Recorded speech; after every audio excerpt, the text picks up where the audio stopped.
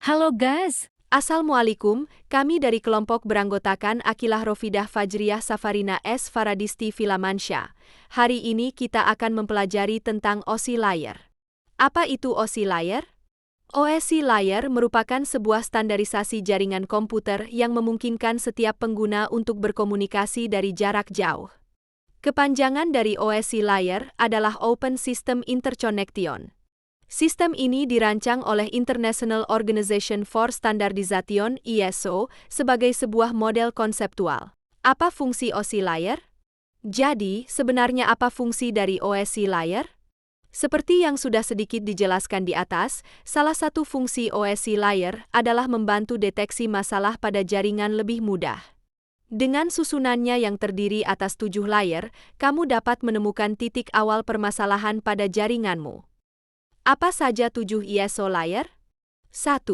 Application, layer ini merupakan lapisan paling atas, yakni lapisan ketujuh. Sebagai sebuah lapisan yang paling akhir, application layer menjadi titik terjadinya interaksi antara pengguna dengan aplikasi yang bekerja menggunakan fungsi jaringan. Pada layer ini terdapat beberapa protokol yang dijalankan. Adapun beberapa di antaranya seperti FTP, HTTP, SMTP, dan sebagainya. 2. Presentation. Lapisan berikutnya adalah presentation layer.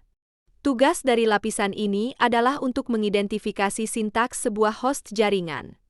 Tujuannya adalah untuk menentukan alamat penerima.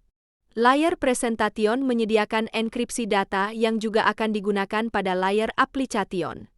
Proses enkripsi maupun dekripsi data dilakukan secara otomatis oleh sistem di layer presentation. Contoh protokol yang digunakan pada layer ini adalah SSL, MIME, TLS, dan lainnya. 3. SYN.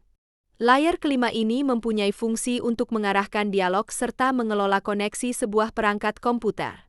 Di samping itu, layer ini juga dapat melakukan pemutusan sambungan koneksi internet pada sebuah perangkat. Beberapa protokol di layer ini adalah RTP, NFS, dan SMB. 4. Transport. Seperti namanya, layer ini mempunyai tugas untuk menyalurkan bit. Layer transport akan menyalurkan data dari server menuju ke user. Di samping itu, layer ini juga mempunyai beberapa fungsi spesifik lainnya. Beberapa di antara fungsi lainnya tersebut adalah sebagai berikut. Melakukan transmisi data. Lapisan transport mengirimkan data dari layer session hingga ke lapisan network layer. Memecahkan data ke dalam beberapa paket data. Memberikan penomoran pada setiap paket data untuk mempermudah penyusunan ulang. Melakukan looping transmisi apabila terdapat paket data yang hilang dalam proses pengiriman. 5. Network.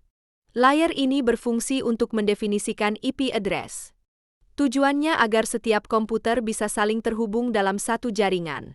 Selain itu, fungsi lain dari layer network juga mencakup pelaksanaan proses routing dan pembuatan header pada tiap-tiap paket data.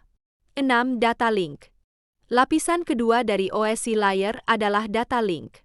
Tugas dari lapisan ini adalah melakukan pemeriksaan adanya kesalahan dalam penyaluran transmisi pada bit data. Biasanya kesalahan menyalurkan transmisi terhadap bit data riskan terjadi pada layer pertama. Oleh sebab itu, lapisan ini bertugas untuk melakukan koreksi kesalahan, pengalamatan perangkat keras untuk MAC address serta mengelola flow control. 7. Physical, lapisan pertama adalah titik awal transmisi pada bit data.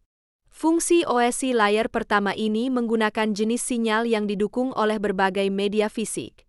Misalnya seperti frekuensi radio, infrared, kabel, cahaya biasa, hingga tegangan listrik. Transmisi pada bit data yang sudah berhasil dimulai oleh lapisan ini selanjutnya akan diteruskan ke lapisan kedua.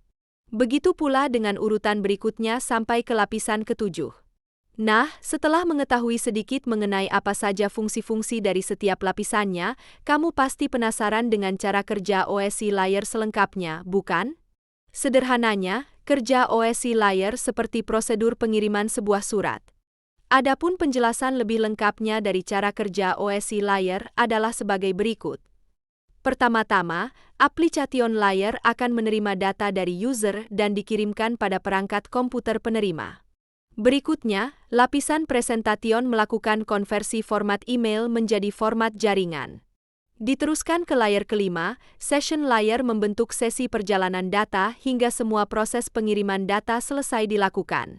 Selanjutnya, transport layer melakukan pemecahan data menjadi beberapa paket data dan memberikan penomoran untuk selanjutnya disusun kembali oleh lapisan transport di perangkat penerima. Lapisan network membuatkan alamat untuk mengarahkan transmisi data sesuai dengan tujuan. Data dibentuk dalam format frame dengan alamat fisik pada lapisan data link.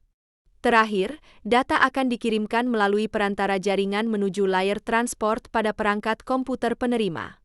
Selanjutnya, alur proses akan berbalik dan berulang dari lapisan fisikal ke lapisan application hingga menuju jaringan komputer dari pengguna. Kesimpulan, OSI layer adalah model referensi yang terdiri dari 7 lapisan yang mengatur komunikasi data dalam jaringan komputer.